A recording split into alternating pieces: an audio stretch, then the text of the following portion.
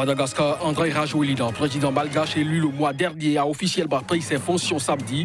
C'était après avoir prêté serment à Antananarivo devant les 9 juges de la Haute Cour constitutionnelle. Renouvellement de l'équipe dirigeante du Renamo Mozambique, Oussoufo Momad succède officiellement au chef historique de la Renamo, Afonso Dlakama, décédé brutalement en mai 2018.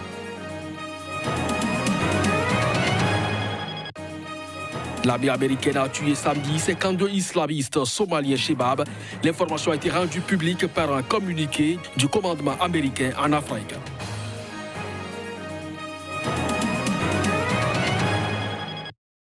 C'est là l'essentiel à développer au cours de cette édition. Mesdames, Messieurs, bonjour et bienvenue à Madagascar. André Rajoelina, président malgache élu le mois dernier, a officiellement pris ses fonctions samedi. C'était après avoir prêté serment à Antananarivo devant les 9 sages de la Haute Cour constitutionnelle. On fait le point à travers cet élément.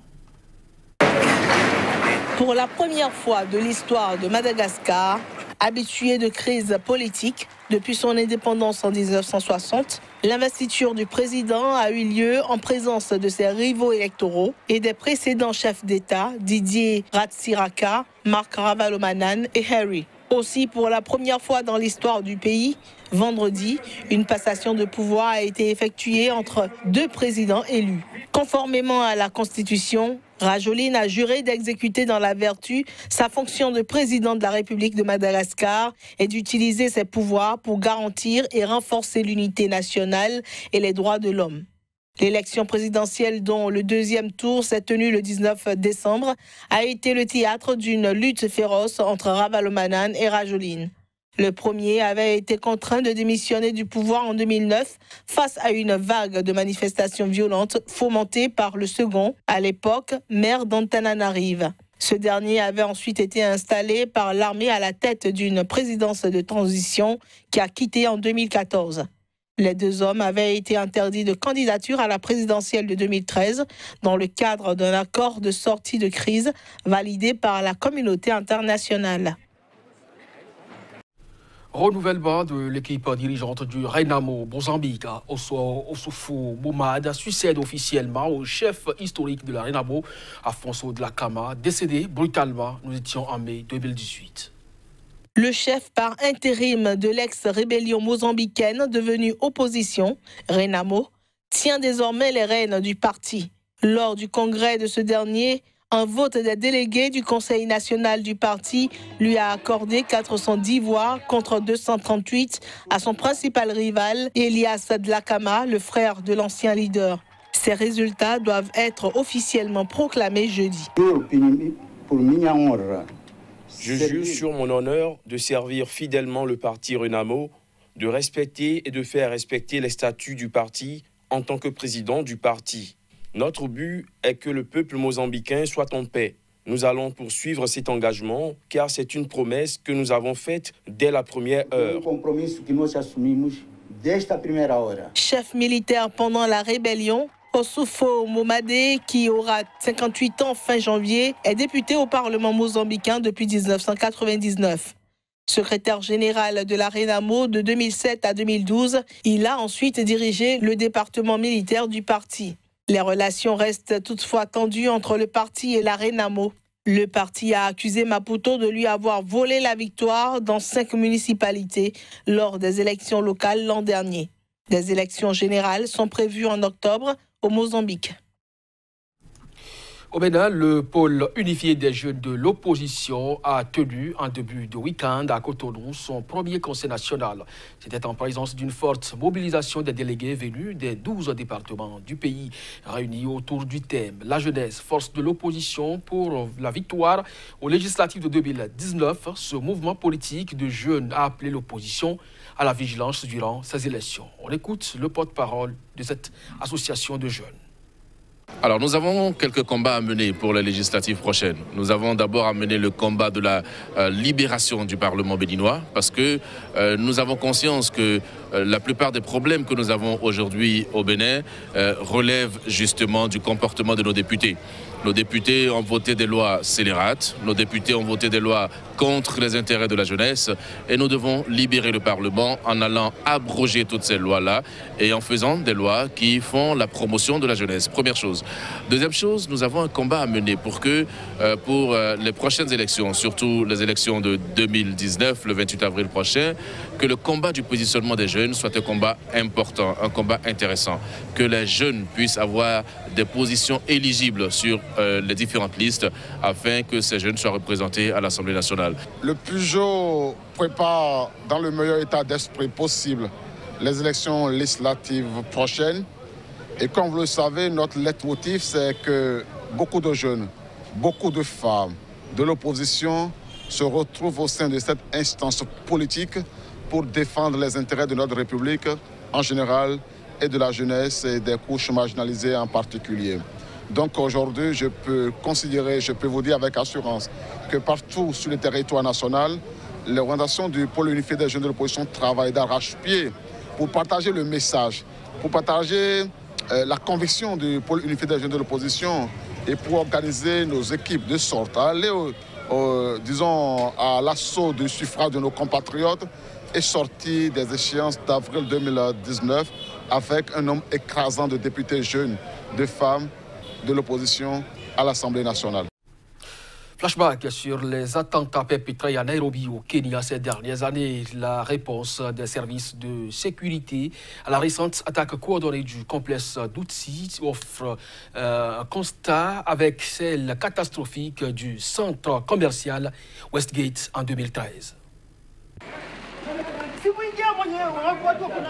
Rapidité de réaction, chaîne de commandement unique, procédure en place pour la prise en charge des rescapés et le confinement du site attaqué. La gestion de l'attaque du Dutsi à Nairobi au Kenya souligne en creux les leçons tirées du fiasco du Westgate survenu en 2013 avec un bilan de 67 morts et les mesures prises depuis au sein de l'appareil sécuritaire kenyan. Selon les analystes, d'un point de vue purement opérationnel, si le bilan reste comme il est, c'est-à-dire 21 morts et 28 blessés, ça tient presque du miracle. La source souligne également la difficile configuration du complexe d'Utsi avec ses différents immeubles, allées et parkings.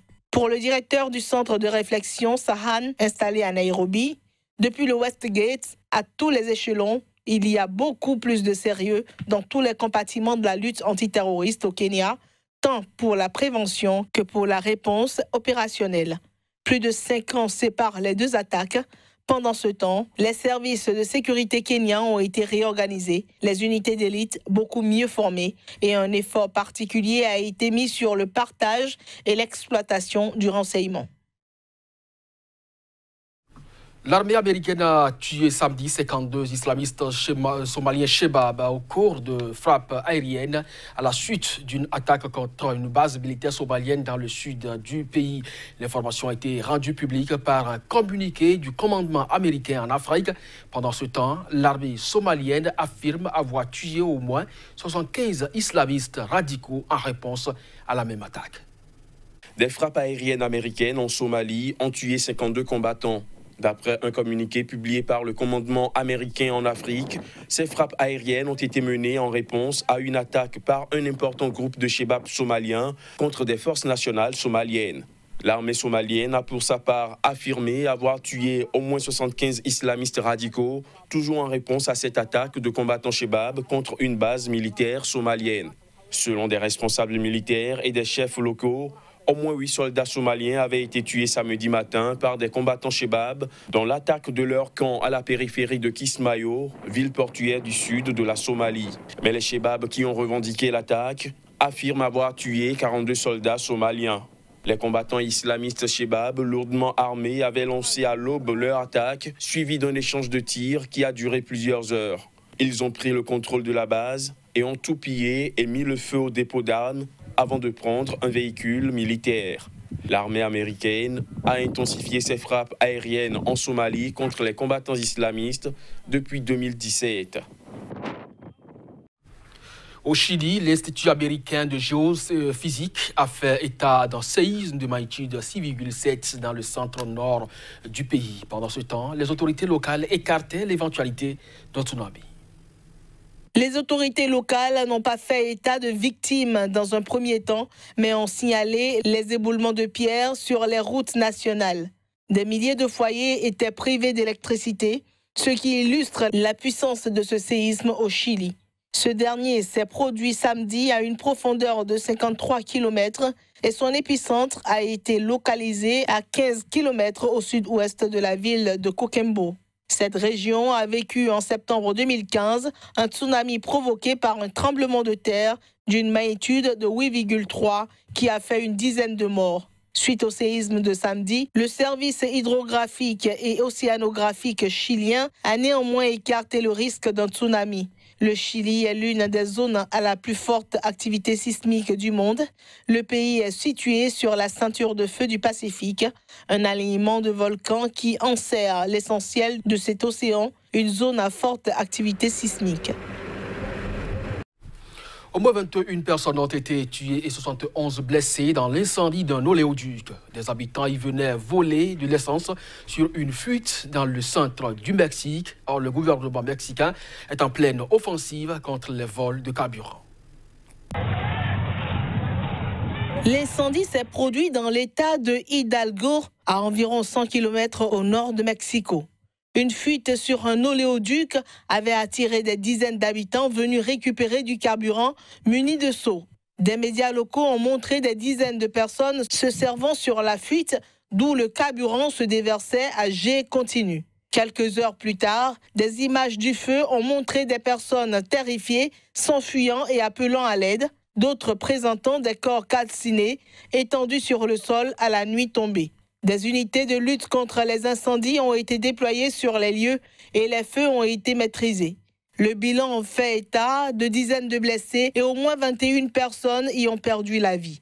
Parallèlement, une compagnie pétrolière nationale a indiqué qu'un autre incendie s'était déclaré sur une prise illégale de pétrole pratiquée sur un oléoduc dans une zone désertique de l'État de Querétaro, mais qu'il n'y avait pas de victimes ni de risque pour la population. Ces accidents surviennent alors que le gouvernement de López Obrador met en œuvre une stratégie nationale contre le vol de carburant, un délit qui a causé une perte de quelques 3 milliards de dollars en 2017 à l'État mexicain.